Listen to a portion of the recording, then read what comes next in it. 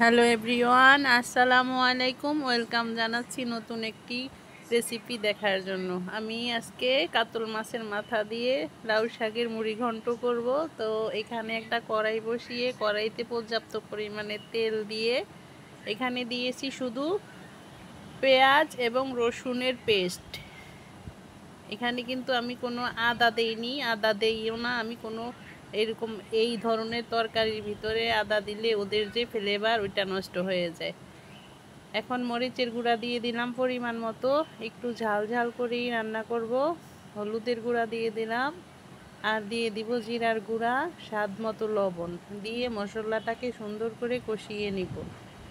তো কাতল মাছের যেই মাছেরই হন না কেন, মুড়ি ঘন্ট করতে হলে এইভাবে করে রান্না করে খাবেন। শাক দিয়েও খেতে পারেন, করলা আলু দিয়েও খেতে পারেন, মুগ ডাল দিয়েও খেতে পারেন, বুটের ডাল, মাসকলাইয়ের ডাল এগুলা দিয়েও খেতে পারেন। এখন আমি জিরা লবণ দিয়ে একটু পানি দিয়ে দিয়েছি, দিয়ে সুন্দর করে মশলাটাকে কষিয়ে নিচ্ছি।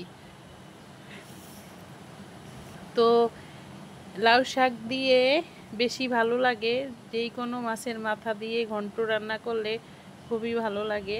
তো আজকে আমি কাতল মাছের মাথা দিয়ে রান্না করতেছি। কয়েকটা কাঁচামরিচ দিয়ে দিলাম, দিয়ে মশলাটাকে সুন্দর করে কষিয়ে নিয়েছি। এখন আমি মাছের মাথাটাকে দিয়ে দিব।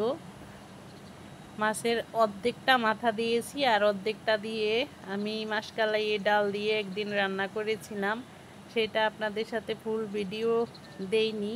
তো এখন মাছের মাথাটাকে সুন্দর করে দিয়ে আবারও কিছুক্ষণ কষিয়ে নিব মশলাটা সহ। আলতো হাতে মাছের মাথাটাকে উল্টিয়ে পাল্টিয়ে দিয়ে কিছুক্ষণ কষিয়ে নিচ্ছি। তো এইভাবে করে কারা কারা মাছের মাথা দিয়ে ঘন্ট খান অবশ্যই কমেন্টে জানাবেন। আর মাছের মাথা না বাসায় কেউ খেতে চায় না, যার কারণে ঘন্ট রান্না করলেই খাওয়া হয়। আর এত বড় মাছও সবসময় আমার কেনা হয় না, কারণ মাছই আমার বাসায় কেউ খেতে চায় না। তো দেশের থেকে পাঠিয়েছে, সেজন্য মনে করেন যে মাছটা আমার খাওয়া হয়ে গিয়েছে অল্প অল্প করে, কারণ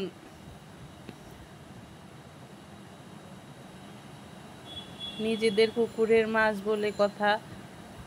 তাও বাচ্চারা একদিন মনে হয় একটুখানি খেয়েছিল, 2 পিস মাছ মনে হয় একদিন খেয়েছিল, আর খাইনি।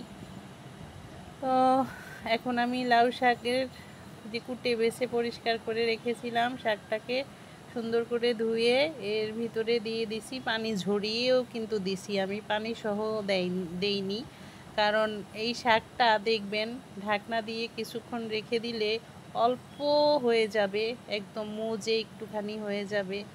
তো এর মধ্যে আমি কখনো পানি দেই না, পানি দিলে টেস্টটাও নষ্ট হয়ে যায়। তো ঢাকনা দিয়ে ঢেকে দিলাম, 20 মিনিট পরে ফিরে আসব। এখন ঢাকনাটা তুলে নিচ্ছি। দেখতেই পেয়েছেন শাক কতটুকু হয়ে গিয়েছে।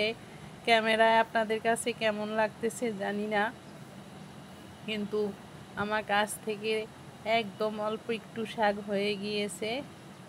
আর শাকটাও খুব সুন্দর ছিল, মাশাআল্লাহ। শাকটার সারা শাকটা একদম ফ্রেশ ছিল।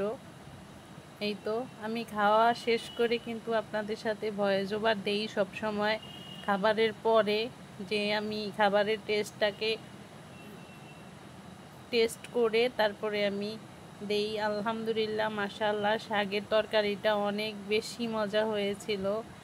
খেয়েছি আলহামদুলিল্লাহ, অনেক দিন পরে শাক দিয়ে অনেকগুলা ভাত খেয়েছি। এই তো আবার কিছুক্ষণ ঢাকনা দিয়ে রেখে দিব, ডাটাগুলা যেন একটু সেদ্ধ হয়। এরকম সবুজ সবুজ কালার রেখেই আমি শাকটা নামিয়ে ফেলবো। তো আবার কিছুক্ষণ ঢাকনা দিয়ে চুলায় রাখবো।